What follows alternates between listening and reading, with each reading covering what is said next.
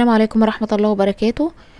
هعمل لكم النهاردة طريقة عمل اللحمة بالصوص الجزر.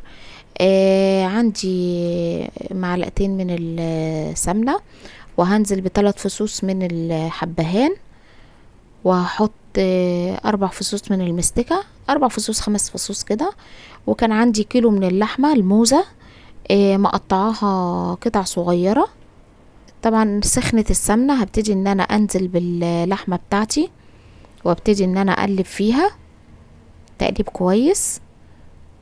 وعندي ميه غليها في الكتل، هبتدي بس اشوح كده تشويحه حلوه كده لحد ما الريحه كده تطلع بتاعتها. وعندي بصلايه، انا هحط بصلايه في الاول، بصلايه صغيره لان في تكمله ليها بصل تاني، وجزرايه برضو صغيره مقطعها شرايح. وهبتدي ان انا اقلب فيها. حطي ورقتين من اللورة، انا برضو مجهزة ورقتين من اللورة، بس اديها التشويحة الاول بتاعتنا الجميلة.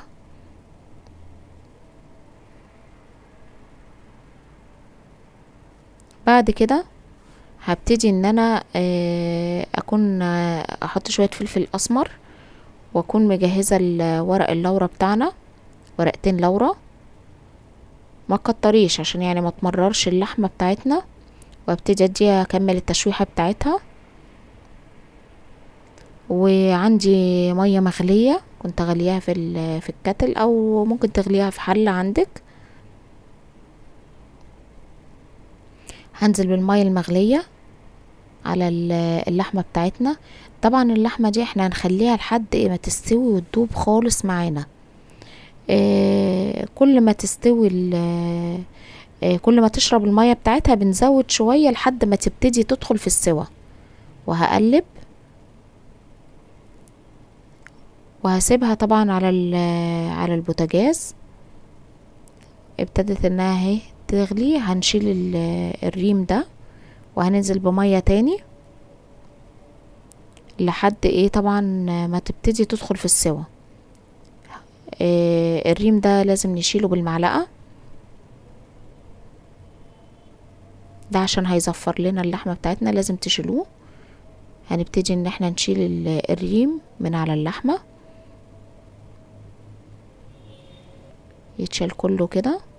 وابتدي ان انا اقلب، ما عادش طبعا في حاجة دلوقتي خالص، وهغطي عليها واسيبها لحد قرب ما تيجي تدخل في السوا. هتشوفوا هنكملها ازاي. هنحط طبعا معلقة من السكر، معلقة صغيرة، واقلب.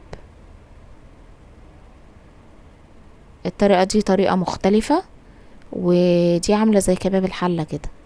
عندي شوية من الزيت، هعمل لكم رز بسمتي. عندي شوية من زيت الذرة. هنزل ببصلاية صغيرة مبشورة، وهبتدي ان انا اقلب فيها. كان عندي مجين من الرز البسمتي، كوبايتين اللي هم بتوع الشاي، المج بتاعنا اللي احنا بنشرب في الشاي. وهبتدي انزل بورقتين من القرفة العيدان، يا دوب تصفر. وعندي ليمون هنزل بيه برضو، وهقلب في البصلاية بتاعتي لحد ما تدبل.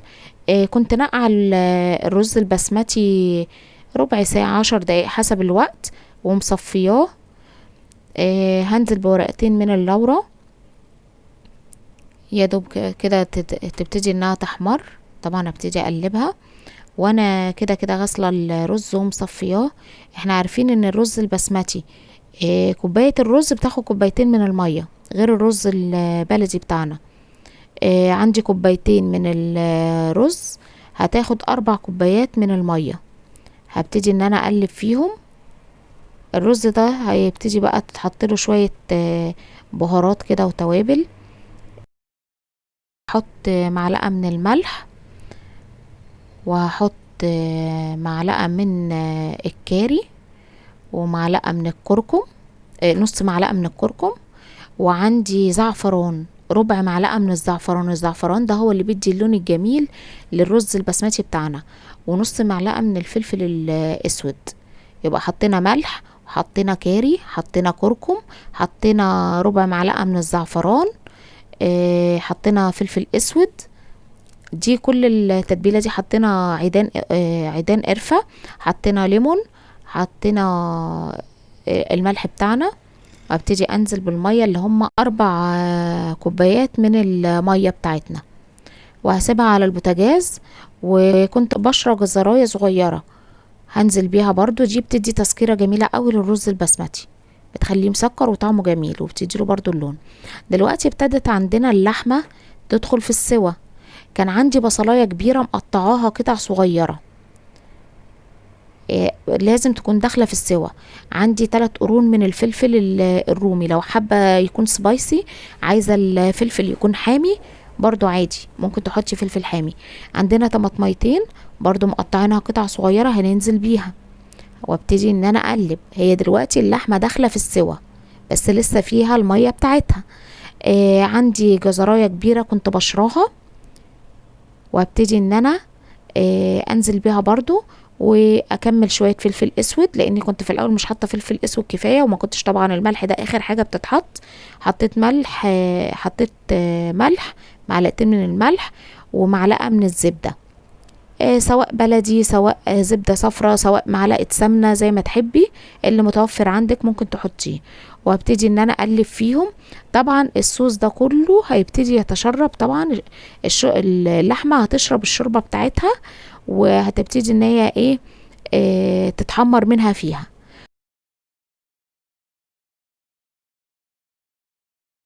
وده الشكل النهائي للحمه بتاعتنا بصوص الجزر والطماطم والفلفل.